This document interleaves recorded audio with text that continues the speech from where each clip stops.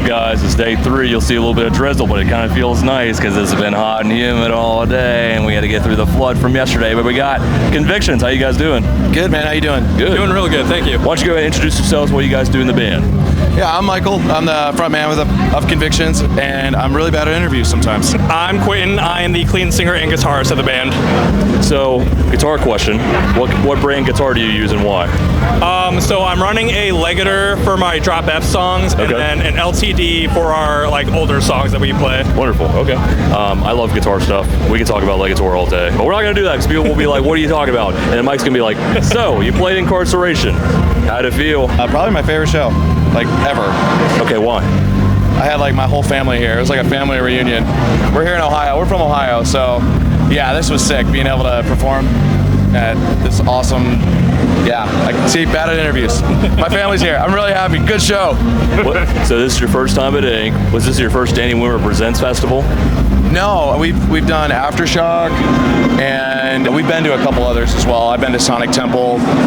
We did Welcome to Rock Fest, or we didn't play it, but we were there at Welcome to Rock. You've literally been to almost all of them except this one. Yeah, pretty much. Yeah, and this was the best one.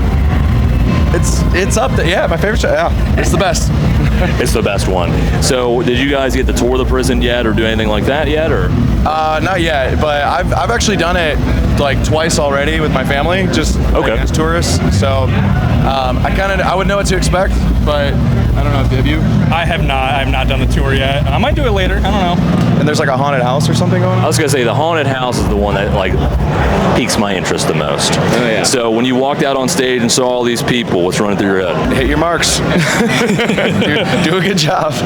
This isn't your first show, but a lot of people, have never played in front of an audience like that, or, maybe they're not musicians and they're just fans of the music. Well, sometimes it can be a little intimidating. Yeah, definitely. I mean, I don't know. Yeah, we have been doing it a long time, but I feel like, one, we're playing our home state in front of our family and friends, so that gives me a lot of comfort. And then seeing a bigger crowd. I'd rather play in front of a lot of people than few people. It's way scarier playing in front of a few people. So no, we're built for this. Well, okay. So I talked to Dry Kill Logic yesterday, and maybe I'm wrong. I don't remember, but I asked, do you prefer? No, it's the Union Underground. Do you prefer larger shows like this, outside, bigger festival, or smaller club shows? Both of you, which one, why? Ooh, that's a good question. Honestly, I think I like the outdoor, bigger shows just because I feel like there's a lot more energy to feed off of from the crowd, and I like going wild on those big stages. Yeah, I would agree. I like the festivals a little more, but the club shows have a different type of energy.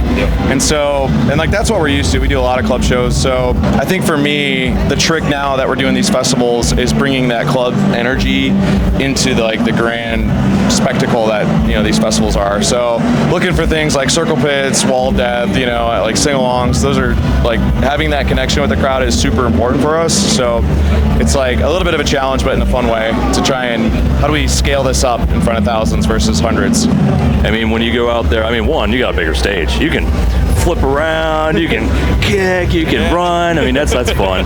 And what backdrop did you have behind you? Anyone's gear or anything like that? We actually just got a new backdrop. You're talking about our the stage backdrop? Kinda. So I do want to know about that. But yesterday when we were watching Slaughter to Prevail, behind them was all Slipknot stuff. So was anything like that there or no? There were some cabs. I think they were like house cabs. We brought our own gear. Yeah. Nice. Well, I was going to say, if you have the full stage to do everyone, well, all right, now we're off to the races, but that's okay. Yeah, tell me about the new scrim. Yeah, well, we just picked it up, but we've only used it like 3 times now, so it was nice to fly it outside today. How big is it? Ooh, I'm not the Did it cover the entire stage? Is it like 500 feet by 500 feet? Or? No, it's not that big. I think it was only like 15 feet or something like that. Not too big. Yeah, we need a bigger one. It's like more club size. Nice. Do you prefer the physical scrims or do you prefer the digital scrims? Digital scrims all the way. It's so much easier, right? Yeah. You just upload a file. And it moves, yeah. Okay, so what was your favorite song to play, both of you, today, and why? I'm always a big fan of The War That Followed Me Home. I think that's probably like my favorite one to perform live.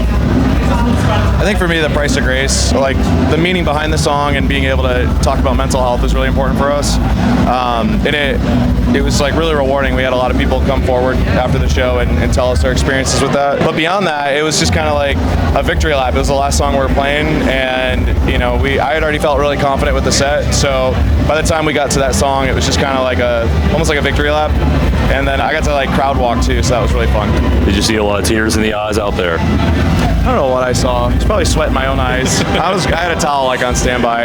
It was all a blur. Okay, I feel you. So we did a new redux of the album, right? We did, yeah. He's like, yeah, we did. We did. I forgot. No, yeah. But that doesn't mean you guys are done. You probably are already writing something else.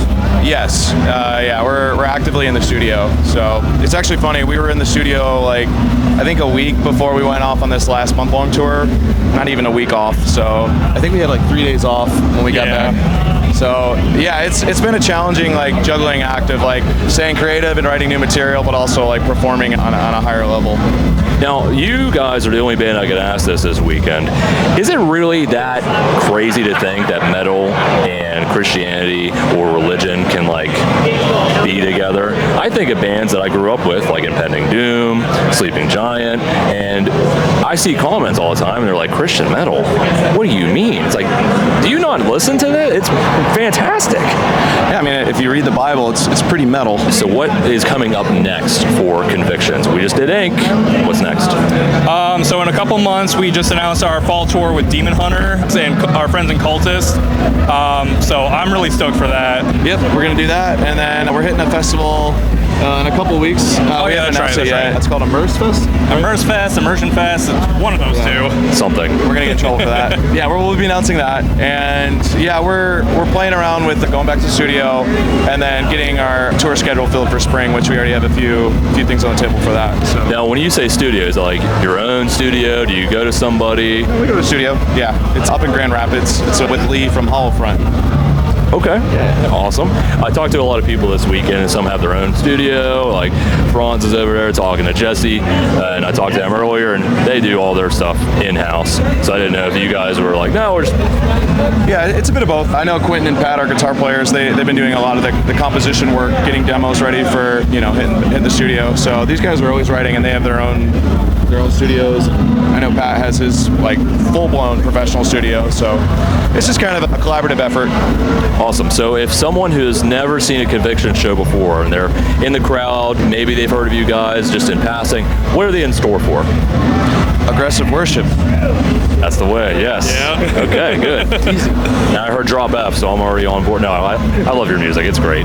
The Redux is great. The newest, I have one of your albums. It's the blue one with the white C on it. Oh, that's I Will Become. Yes, I have all of your signatures on there from like years and years ago. Oh, wow. I was going through my CD collection, and I was like, oh my God, I forgot about this. So I was like, hell yeah. Should have brought it, an ancient relic. I know, I'm sorry. I'll send you a photo on Instagram or something. So when it comes to 2026, anything in the works for that yet or not?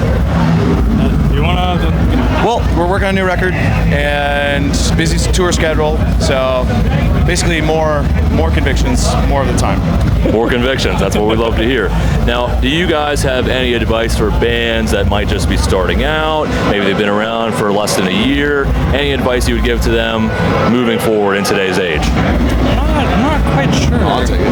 What? Well, I'm a shameless plug. I'm a vocal instructor, so I'm teaching people how to scream. I think the big thing is just practicing your craft, spending the most time with that, and being super persistent.